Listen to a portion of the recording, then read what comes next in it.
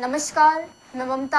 आप देख रहे हैं न्यूज़ प्लस टीवी चैनल। तो ये जानते हैं आज की मुख्य खबरें। National charitable trust vision India foundation ने हिमाचल में छिपे प्रतिभा को निखारने के लिए तथा उन्हें मंच देने के उद्देश्य से ऊना के सर्किट हाउस में एक कार्यक्रम का आयोजन किया, जिसमें ऊना जिला के 4 दर्जन से ज्यादा प्रतिभागियों ने भाग लिया।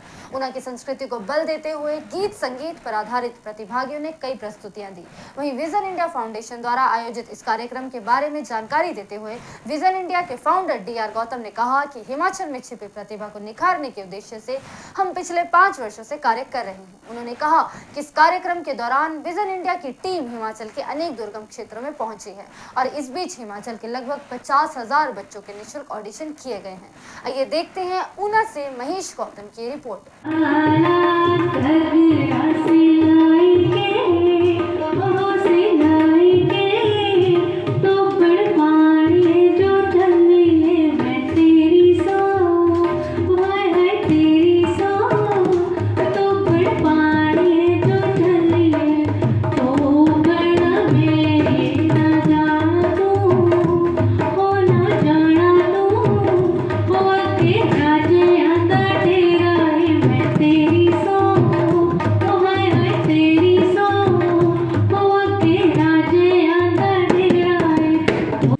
विजन इंडिया फाउंडेशन द्वारा पिछले 5 वर्षों से एक प्रयास किया जा रहा है कि हिमाचल के विभिन्न क्षेत्रों में, दुर्गम क्षेत्रों में, गांव में, खास करके सरकारी स्कूलों के अंदर जो बच्चे जिनके अंदर प्रतिभा छुपी है, उन बच्चों को मंच देने का एक प्रयास किया जाता है। क्योंकि हम एक उद्देश्य के साथ काम कर रहे हैं कि यदि बच्चे मंचों तक नहीं पहुँच पाते हैं तो मंचों को बच्चों के घर द्वार तक पहुँचाया जाएगा।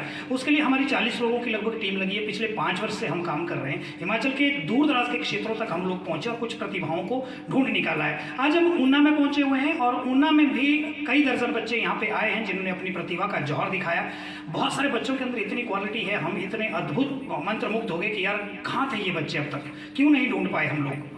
तो ये कोशिश है उस तरह से। इसमें हमारे साथ बहुत ज़्यादा लोग साथ में जुड़े हुए हैं। ऊना के जो ऊना जोन के जिसमें ऊना, कांगड़ा और हमीरपुर आता है, उसके प्रभारी महेश गौतम जी हैं। पिछले 10 वर्षों से हमारे साथ जुड़े हुए हैं। सूरम सिंह जी है जो म्यूज़िक को लेकर के, मैंने इनको पहली बार आज इनकी परफॉर्मेंस को देखा, तो इन जैसे लोग साथ में जुड़े हुए, तो एक हौसला आता है, एक उम्मीद आती है कि यार बहुत आगे तक इन बच्चों को ले जाया जा सकता है। अकेले हम अपने दम पे कुछ नहीं कर सकते हैं, सब लोग साथ में होंगे। बच्चों से भी मेरा आग्रह रहेगा कि जुड़े रहें साथ में। पैसों की दिक्कत है, किसी भी तरह की दिक्कत है, पढ़ाई आप लोगों की रुकनी नहीं चाहिए। हम कुछ भी कर लेंगे, ज़मीनें बेच देंगे आप लोगों के लिए। ये कोशिश है। Thank you.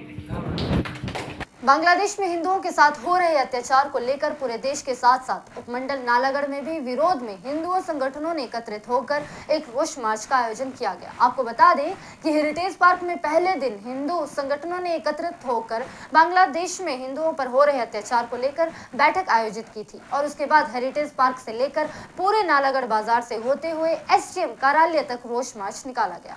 कार्यालय और इस रोष मार्च में बांग्लादेश के खिलाफ जहां जमकर नारेबाजी का प्रदर्शन किया गया, वहीं SDM नालागढ़ के माध्यम से राष्ट्रपति को ज्ञापन भी भेजा गया है और इसमें कहा गया है कि जल्द से जल्द बांग्लादेश के खिलाफ भारत सरकार कार्यवाही करे और हिंदुओं पर हो रहे अत्याचार को बांग्लादेश में रोका जाए। आइए जानते हैं और देखते हैं अनुरंजनी गौतम की रिपोर्ट। आज का जो ये विरोध प्रदर्शन है, ये हमारे जो बांग्लादेश में हमारे अल्पसंख्यक हिंदू भाई बहन जो वहाँ पे रहते हैं, उनके ऊपर अत्याचार हो रहा है, बर्बरता हो रही है। हमारे मंदिरों को नहीं बख्शा जा रहा है। छोटी बच्चियाँ 10 साल से लेकर के 60 साल तक की माता बहनों के साथ दुराचार हो रहा है।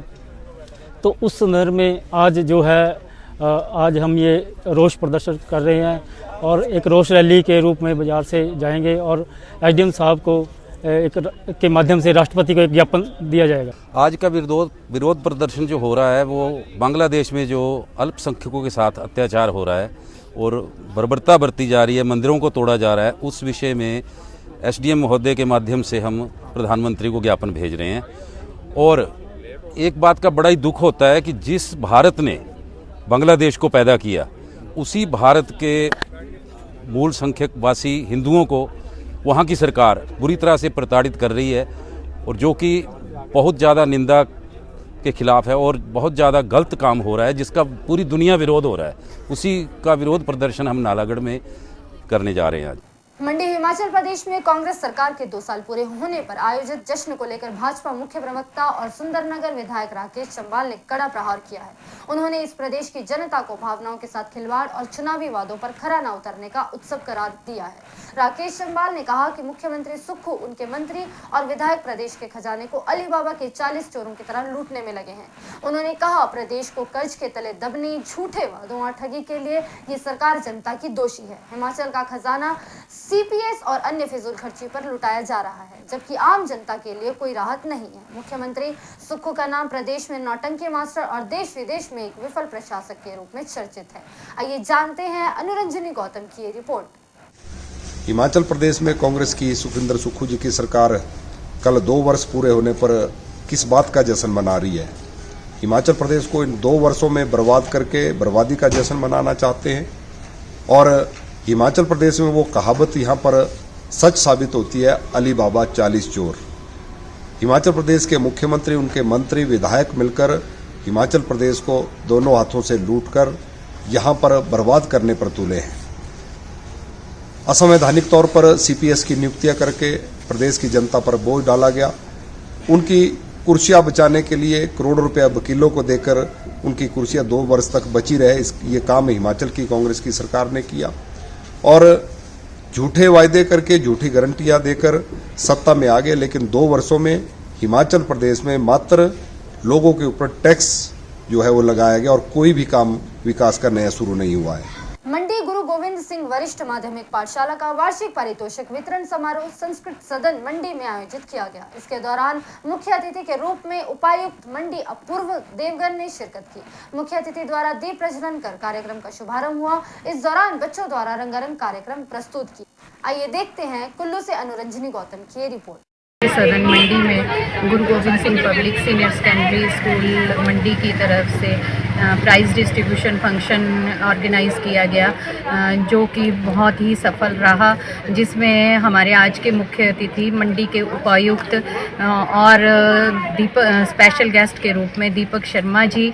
तो मैं सबसे पहले तो इनका बहुत बहुत धन्यवाद करती हूँ, क्योंकि इन्होंने अपने बिज़ी समय निकालकर हमारे इस कार्यक्रम में शिरकत की और हमारे बच्चों को आशीर्वाद दिया। एनुअल फंक्शन में मेन यही रहता है सभी पेरेंट्स को भी और बच्चों को भी, क्योंकि उनकी जो साल भर की उपलब्धियाँ होती हैं उनके लिए उनको यहाँ पे ऑनर किया जाता है। तो ये सभी पेरेंट्स का ये शौक़ रहता है कि वो अपने बच्चे को स्टेज पे देखें और हमारा ये प्रयास रहता है स्कूल की तरफ से कि हम हर एक बच्चे को मौका दें, उन्हें हर एक्टिविटी में आगे आने का मौका दें। और जो सेशन 23-24 था उसमें हमारे बच्चों ने बहुत सी प्रतियोगिताओं में भाग लिया और जिसमें उन्होंने पोजीशंस भी ली और स्कूल का नाम और मंडी का नाम रोशन किया। पुलिस जिला बद्दी हिमाचल प्रदेश के थाना नालागढ़ के क्षेत्राधिकार में रेड क्रॉस मेला 2024 को मद्देनजर रखते हुए क्षेत्र की घेराबंदी करके वाहनों की चेकिंग की गई तथा ट्रैफिक नियमों का उल्लंघन करने वालों के खिलाफ मोटर वाहन अधिनियम के तहत कार्यवाही की गई। आइए देखते हैं कुल्लू से अनुरंजनी गौतम की रिपोर्ट। जी, रेड क्रॉस मेला जो कि आने वाले हफ्ते में नालागढ़ में ऑर्गेनाइज़ किया जा रहा है, उसके मद्देनज़र जगह जगह पे नालागढ़ में हमने नाका लगाए हैं और गाड़ियों की चेकिंग भी की जा रही है और साथ ही साथ जो ट्रैफिक वायलेशंस हैं उस पर भी कड़ा संज्ञान लेते हुए बद्दी पुलिस ने ये डिसाइड किया है कि जहाँ पर भी ऐसी कोई वायलेशन पाई जाएगी वहाँ पे लोगों के चालान किए जाएंगे। और मैं आपके माध्यम से लोगों को ये भी आग्रह करता हूँ कि ट्रैफिक वायलेशंस स्पेशली जो बिना हेलमेट के ड्राइविंग या फिर ट्रिपल राइडिंग, बिना सीट बेल्ट के ड्राइविंग, इन चीज़ों से बचें और सख्ती से जो है कानून का पालन करें। धन्यवाद।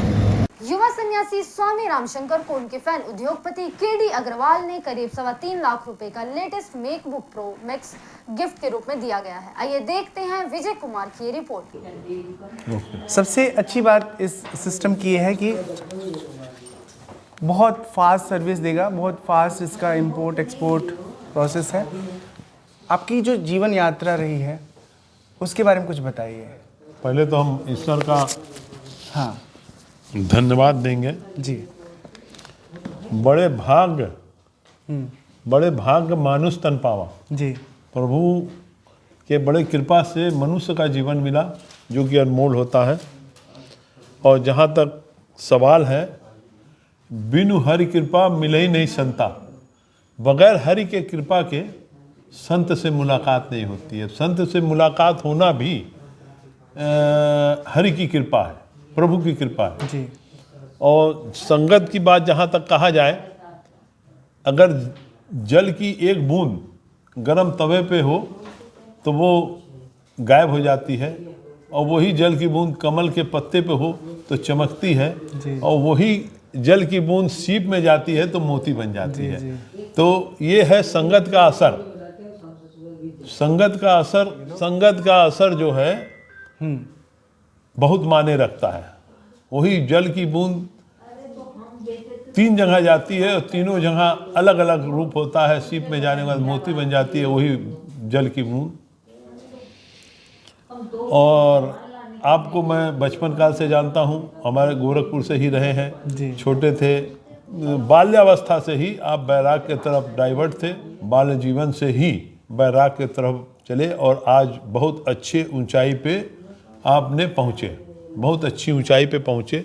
आपको लोग डिजिटल बाबा के नाम से प्रचलित हैं। यूट्यूब में खोजने पे डिजिटल बाबा से आपके अनेक वीडियो प्रवचन मिलते हैं और आपका प्रवचन भी बड़ा प्रगाढ़ रहता है, बड़ा आनंददायी रहता है, बड़ा मंत्र मुग्ध करने वाला प्रवचन होता है। और जहाँ तक प्रवचन में प्रभु की वर्णन, प्रभु की लीला का वर्णन, अगर मान लीजिए पूरे समुद्र को स्याही बना दिया जाए। इस कार्यक्रम के प्रायोजक हैं भारत भारती स्कूल ढालपुर कुल्लू, जिसने जीता है पिछले 50 वर्षों से छात्रों का भरोसा। Smart mobile zone Shangri complex Kullu, जो है स्मार्ट लोगों की पहली पसंद। ग्लोबल विलेज स्कूल हुरला, यहाँ शिक्षा के साथ साथ आप सीख सकते हैं और भी बहुत कुछ। नारायणा अकेडमी कुल्लू, जहाँ होता है आपके भविष्य का बेहतरीन निर्माण। तमन्ना फैशन, आपके फैशन का सच्चा साथी। और विजन इंडिया फाउंडेशन, आओ मिलकर भारत को समृद्ध राष्ट्र बनाएं।